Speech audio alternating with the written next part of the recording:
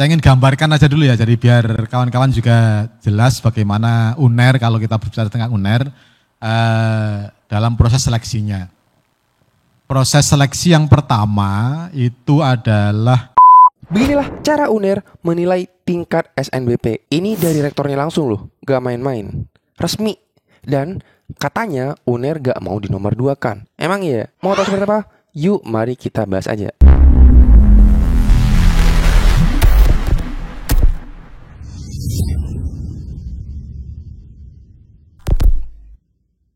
Selamat datang di Koma Channel. Sebenarnya video ini dibuat karena video gue sebelumnya yang ini nih. Nah di situ dibilang kalau ada rektor yang unifnya tidak mau dinomor 2kan. Gue bilang sayangnya gue gak ada bukti sehingga gue gak berani bilang siapa tuh rektor. Nah sekarang lo pada tahu kalau yang gue omongin tuh rektor UNER. Nah kebetulan habis itu ada yang komentar kayak gini bro. Ini dari Dukun LX. Dia bilang kayaknya rektor UNER di video ini ada bilang gak mau di nomor 2. Nah habis itu gue klik tuh link tuh. Nah cocok banget. Thank you bro, thank you. Gue bikin video khusus UNER sekarang. Thank you Pak Dukun. Nah video ini akan panjang durasinya, bukan tanpa alasan, supaya lu gak dapet info setengah-setengah. Tapi tenang, ini isinya daging semua kok. Kita akan bahas baik buruknya di belakangan aja. So mari kita dengarkan dulu penjelasan dari rektor UNER. saya ingin gambarkan aja dulu ya, jadi biar kawan-kawan juga jelas bagaimana UNER kalau kita berbicara tentang UNER dalam proses seleksinya. Proses seleksi yang pertama itu adalah kami mengurutkan sekolah, ya. Kami mengurutkan sekolah berdasarkan indeks sekolah yang kami punya, gitu kan.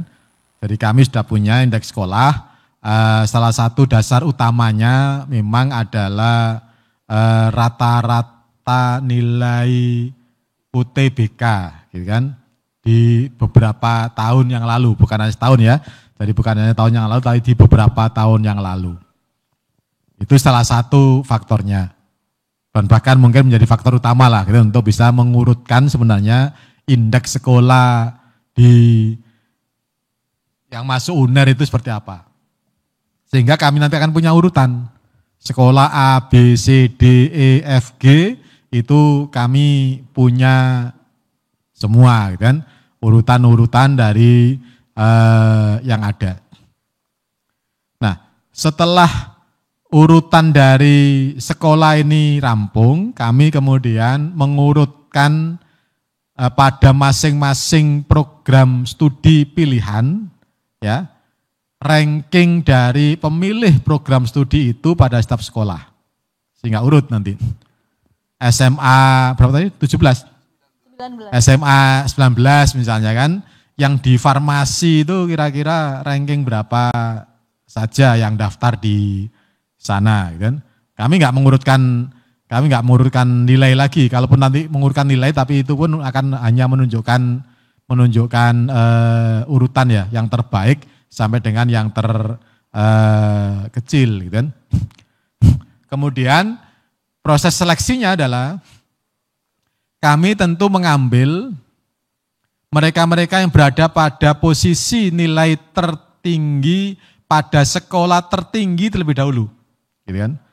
Jadi pada posisi sekolah tertinggi itu akan kami ambil. Misalnya yang ranking 1 ada enggak? Ranking 1 di sekolah tertinggi, oh ada, berarti kita ambil. Nomor 2 ada enggak? Dan seterusnya kita ambil. Kemudian kalau masih belum cukup, kita akan ngelirik ke ranking kedua. Kita mulai dari sekolah yang paling tinggi indeks sekolahnya terlebih dahulu. Kemudian kita terus urutan ketiga dan seterusnya. Kalau ternyata di urutan ketiga juga masih belum habis, gitu kan? Di ranking ketiga juga belum habis, kita akan masuk lagi ke ranking keempat. Akan masuk lagi ke ranking kelima sampai dengan daya tampung itu terpenuhi dari sekolah-sekolah yang memang dalam tanda kutip barangkali eligible di dalamnya.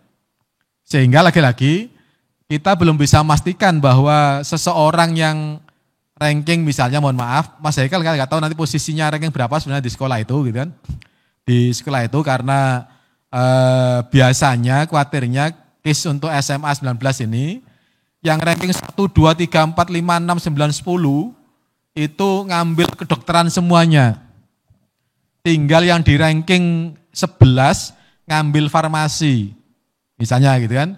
Sementara di UNER ini yang masuk farmasi itu setelah kita urutkan tadi adalah dari ranking 5 saja udah terpenuhi gitu kan daya tampungnya. Berarti kita nggak akan jalan, kita nggak akan ngelirik yang ranking 9, 10, 11. Ya kan? Apalagi 11 gitu kan. Ranking 10 saja kita nggak lihat. Karena apa? Karena daya tampung farmasi itu sudah dipenuhi dari mereka yang ranking 1, 2, 3, 4, 5 saja. Di masing-masing sekolah, gitu kan? Di masing-masing sekolah. Nah ini mekanismenya sehingga ketika ada tadi pertanyaan kedua di kedokteran pun ya sudah. Kalau nanti ternyata ranking pertama masih belum bisa nututi untuk masuk, ya kita akan putar ranking kedua. Kalau ranking kedua ternyata masih belum penuh juga daya tampungnya, kita akan putar lagi di ranking ketiga. Ya, ranking ketiga. Dan mekanismenya memang kita akan ada sedikit batasan. Misalnya gitu ya, untuk farmasi kita akan lihat di 100 sekolah terbaik yang ranking 1 dulu. Kemudian yang ranking 2 kita akan ambil dari 75 sekolah terbaik. Yang ranking 3 akan kita ambil dari misalnya 50 sekolah terbaik. Yang ranking 4 kita akan ambil dari 25 sekolah terbaik. Itu aja sehingga nanti urutan-urutannya pasti akan begitu.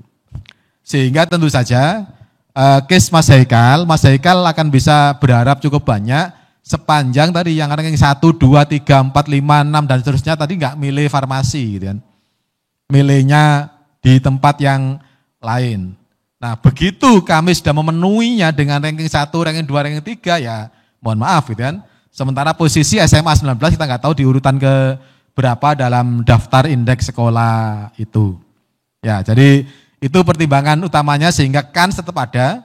Cuma saya nggak tahu Mas Haikal ranking berapa di sekolah atau nilai rata-ratanya kalau di rata-rata dan seterusnya itu berapa, dan itu penting. Kemudian yang berikutnya, alhamdulillah untuk tahun ini kedokteran kita akan ada tambahan daya tampung. Gitu asal ya. Akan ada tambahan daya tampung sesuai dengan surat keputusan bersama Menteri Pendidikan dan Menteri Kesehatan, gitu kan. Sehingga peluang untuk masuk kedokteran UNER akan sedikit lebih besar, gitu kan, meskipun tidak sangat besar karena pemilihnya masih akan tetap banyak. Lagi-lagi apakah hanya ranking 1, 2, dan 3 ya tadi, tergantung pendaftarnya, gitu kan. Kalau nggak ada sama sekali yang ranking 1 yang daftar, ya berarti ranking 2 kita akan terima. Kalau ranking 2 nggak ada yang daftar di UNER misalnya, yang daftar di kedokteran UNER ternyata ranking 10, 11, 12 semuanya, ya kita pasti akan menerima ranking 10, 11. Itu pasti gitu kan. Jadi kita nggak bisa menjamin bahwa yang ranking 1 itu mesti akan diterima, sementara kita juga nggak bisa menutup kesempatan bahwa yang ranking 6 itu belum tentu ditolak gitu kan. Karena sangat tergantung pada bagaimana komposisi peminatnya. Lah kok peminatnya 1000 orang ranking 1 semua, ya kita nggak perlu ngelirik ranking 2 gitu kan. Wong yang ranking 1 masih banyak gitu kan. Nah sama saja lagi nanti mekanisme kita adalah kita akan mengambil dari yang ranking 1 itu biasanya dari kalau kemarin-kemarin 300 sekolah terbaik. Ranking 1. Kemudian ranking 2 akan kita ambil biasanya kalau masih belum cukup, kita ambil dari 100 sekolah terbaik. Ranking 3 kita akan ambil dari 50 sekolah terbaik. Ranking 4 biasanya kita ambil dari 25 sekolah terbaik dan seterusnya. Sehingga kalau posisi sekolah Anda sangat-sangat bagus, top di Indonesia, maka kemungkinan yang tidak ranking 1 pun masih akan tetap terbuka. Tapi lagi-lagi sangat tergantung pada komposisi pendaftarnya. Nek pendaftarnya ranking 1 semua, ya pasti UNER nggak akan melihat yang ranking 2 gitu ya. Jadi ini yang harus kita perjelas semuanya biar sama-sama enak di antara kita. Apakah hanya pilihan 1 saja yang kemudian dilihat? Gini sekalian, jadi untuk melihat pilihan 2, kami harus menunggu sisa-sisa dari putaran di perguruan tinggi yang lain. Dan ini penuh resiko. Ya, ini penuh resiko. Kami udah kadung misalnya di putaran 1 hanya ngambil 70% pilihan 1. Kita sisakan misalnya 30% pilihan 2. Ya kalau ternyata kemudian di pilihan 2 nilainya bagus. Ternyata di pilihan 2 nilainya nggak bagus. Terpaksa kita terima. Begitu kita terima, dibandingkan dengan yang pilihan pertama nggak kita terima, ternyata lebih jelek. Kami akan diprotes banyak orang, gitu kan? Ya kan? Karena apa? Karena kita ngambilnya di pilihan kedua. Padahal ada pilihan pertama yang lebih bagus posisinya di sekolah yang sama. Nah karena kita udah kadung putaran kedua, ketika putaran kedua kita nggak boleh ngambil lagi di putaran pertama, ya putaran kedua yang rankingnya belum tentu lebih bagus dibandingkan dengan pilihan pertama yang rankingnya bagus yang kita tidak terima. Oleh karena itu kemudian kami mengambil jalan yang tidak populer mungkin, sehingga kami mengutamakannya di pilihan pertama. Karena pilihan kedua lagi-lagi tinggal sisa-sisa yang tidak diterima di perguruan tinggi yang lain, yang itu berarti ada unsur gamblingnya, yang belum tentu lebih baik dibandingkan dengan pilihan 1 yang kita tolak itu loh. Ya. Jadi misalnya, tadi yang kedua tadi dari SMA mana? Dari Parepare. Dari Parepare misalnya kan, dari Parepare. Dari Parepare ada, tadi case-nya karena kedokteran gitu kan. Ada 3 pendaftar, ranking 1, 2, dan 3 pilihan 1. Ya. Kemudian ada 1 orang pendaftar, rankingnya adalah ranking 5. Kalau kemudian kami tidak memenuhi di pilihan pertama, berarti ranking 1 mungkin diterima, 2, 3 enggak diterima. Sementara kami masih punya daya tampung lebih di putaran kedua, maka mungkin kami nanti akan menerima yang pilihan kedua yang rankingnya 5. Padahal dari SMA Parepare ada ranking 2 dan 3, pilihan 1 yang tidak kita terima. Nah ini resiko yang kita nggak mau ambil gitu kan, karena kami nanti akan dibully habis-habisan kenapa yang rankingnya lebih jelek diterima sementara yang rankingnya lebih bagus nggak diterima padahal pilihan pertama. Nah ini yang kita hindarkan, sehingga sekali lagi kenapa UNER kemudian benar-benar memberikan prioritas kecuali pada case tertentu yang sangat-sangat spesial gitu kan, baru kita nanti akan lihat benar, tapi peluangnya mungkin hanya sangat-sangat kecil gitu kan. Oleh karena itu sekali lagi pilihan pertama itu menjadi prioritas utama dalam proses seleksi ini ya. Jadi itu pilihan, kemudian daya tampung seperti itu sudah kita tambahkan daya tampungnya. Untuk berkaitan dengan program studi, bobot, kami sesuai dengan peraturan yang ada saja, Ibu, kami akan menetapkan karena minimalnya adalah rapot rata-rata, kita akan menggunakan juga 50% rapot rata-rata dan 50% sisanya. Nah gimana bro? Setelah mendengar penjelasan beliau, kaget? Apa sudah tidak heran? Oke, biar gue simpulin dulu. Siapa tahu lu lupa. Pertama, masalah cara UNER menyeleksi peserta lolos di SNBP. Nah itu pertama itu ada indeks sekolah menjadi pilihan utama. Kedua, indeks sekolah itu diambil dari UTBK dari tahun-tahun sebelumnya. Jadi gak hanya satu UTBK tuh, tapi ya banyak lah dari tahun-tahun sebelumnya. Terkhusus 100 sekolah terbaik di Indonesia. Ketiga, mengurutkan peringkat paralel siswa dari masing-masing sekolah. Keempat, mengurutkan pilihan jurusan yang memilih di sekolah SMA tersebut. Contoh, jurusan farmasi. Di sekolah tersebut tuh ada berapa yang milih farmasi. Nah itu diurutkan tuh. Nomor 5, memilih siswa yang lolos dengan cara mengkombinasikan antara indeks sekolah dan ranking paralel siswa di sekolah tersebut. Ini sebenarnya sama kayak prinsip penilaian SNBP. Contoh yang dia bilang, misal kalau kasusnya itu peringkat 1 indeks sekolah yang diambil tuh ranking 100 besar nasional. Peringkat 2 indeks sekolah yang diambil dari ranking 75 besar nasional. Peringkat 3 indeks sekolah yang diambil ranking 50 besar nasional. Peringkat 4 indeks sekolah yang diambil ranking 25 besar nasional. Nah sistemnya kayak gitu tuh. Tapi realisasinya untuk tahun kemarin, ini berarti tahun 2022 ya, peringkat 1 indeks sekolah ranking 300 besar. Peringkat 2 indeks sekolah ranking 100 besar. Peringkat 3 indeks sekolah ranking 50 besar. Peringkat 4 indeks sekolah ranking 25 besar. Nah keenam, bisa saja syarat ini tidak terpenuhi semuanya asalkan peringkat 1, peringkat 2, peringkat 3 dan seterusnya tidak mendaftar di UNER. Nah itu untuk masalah cara UNER menyeleksi peserta lolos di SNBP. Kedua, isu yang beliau sampaikan itu masalah menempatkan UNER di posisi kedua. Pertama, penuh resiko karena harus menunggu sekolah lain yang belum tentu rankingnya bagus. Kedua, mereka tidak menolak tapi lebih memprioritaskan pilihan pertama.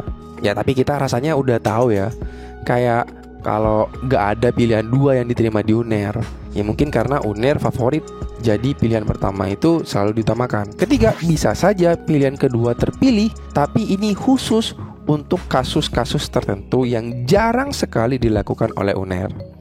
Nah itu untuk isu menempatkan UNER di posisi kedua. Oke, sekarang gue mau ngebahas ini nih. Gue bakal ngebelah diri gue, ada sisi jahat sama sisi buruknya. Nah gue mulai dari sisi jahat gue dulu nih. Gue mau ungkapin unek-unek gue. Pertama, kok begitu kejam ya UNER ngenilai kayak gitu? Seakan-akan peringkat 6 ke bawah itu gak berarti. Lagian 100 besar sekolah di Indo tuh emang milih UNER ya? Hei, sadar diri dong Anda. Masih ada UI, UGM, ITB yang lebih layak ditempatkan daripada Anton UNER. Apalagi misal sekolah teman gue yang top banget lah di Indonesia, mereka curhat ke gue. Mereka itu siswa-siswa yang pintar di sana gak ngejar PTN di Indonesia tahu. Mereka keluar cari PTN di luar negeri. Medalis OSN yang mewakili Indonesia di kancah internasional, yang mendapatkan perunggu, perak, emas di kancah internasional, itu ditawarkan kuliah di luar negeri loh. Mereka udah pada tutup mata gitu sama PTN yang ada di Indonesia, apalagi cuma UNER. Seakan-akan kok arogan sekali sih. Udah ngerasa yang paling top nih UNER kata gue. Gue takutnya para calon mahasiswa yang baru ketika mendengar rektor UNER bilang gitu jadi takut. Takut kenapa ya? Takut milih UNER, bahkan udah mundur duluan sebelum perang. Kan bahaya banget ya. Nanti UNER dapat sisa-sisa nih gara-gara denger berita kayak gini. Apalagi mereka menilai dari sekolah top doang, yang katanya peringkat 300 besar indeks sekolah. Udah gitu harus peringkat 1 lagi. Marah beda loh. Ini kan untuk yang peringkat 300 ke atas udah jadi males kan daftar di UNER. Kedua, pilihan yang tidak mau dinomor 2-kan. Ya elah bre, udah mah hanya ngambil indeks sekolah dan peringkat paralel sekolah. Pilihan 2 gak digubris lagi. Jadi males kan pilih UNER. Ini seakan-akan UNER bilang kalau mau masuk UNER lewat UTBK atau ujian mandiri aja, kecuali indeks sekolah dan peringkat paralel sekolah lu bagus. Nah baru lu boleh ikut SNBP. Hebat banget dah UNER. Thank you UNER, I love you full. Yang ketiga, rada tidak sinkron. Di satu sisi dia jelaskan kalau yang diambil itu berdasarkan indeks sekolah dan ranking paralel siswa. Di sisi yang lain, ngenilai dari peraturan yang dijelaskan sama Pak Nadiem, yang bilang 50% nilai raport, sisanya mata pelajaran pendukung. Kan kalau hanya memperhatikan indeks sekolah dan ranking paralel siswa itu gak mentingin nilai ya. Yang penting lu peringkat 1 aja gitu. Yang penting lu sekolah di tempat bagus sama ranking lu di sekolah bagus juga. Terlebih lagi sebenarnya kalau lu perhatikan dari cara beliau menjawab, ya ketika membahas indeks sekolah dan ranking paralel siswa itu begitu menggebu-gebu. Tapi ketika membahas minimal raport 50% itu rada mulai slow tuh nadanya. Ya lu bisa simpulin sendiri lah dari apa yang gue maksud. Nah sekarang gue mau berubah. Yang awalnya tadi gue iblis, sekarang gue jadi malaikat. Gue akan bela nih UNER. Pertama, ya tentu dong, UNER kan bisa dibilang masuk 10 besar top PTN di Indonesia. Jadi wajar-wajar aja kalau emang UNER matok kriteria seperti itu. Lulusannya pun sebenarnya gak sulit-sulit amat cari kerja. Ya wajar lah kalau nentuin kriteria kayak gitu. Kedua, UNER ini tidak menolak pilihan kedua, tapi memprioritaskan pilihan pertama. Karena untuk meloloskan pilihan kedua itu harus nunggu hasil seleksi univ lain. Dan itu beresiko. Yang mungkin UNER itu menolak pilihan yang terbaik daripada pilihan kedua. Nah itu beresiko maksudnya. Yang ketiga, udah segitu aja. Gak nemu gue cuy, serius gue gak nemu alasan baik buat ngebela lagi. Coba gue pengen tahu menurut lu apa bagus UNER menerapkan sistem kayak gini. Komen aja di bawah, gue pengen tahu.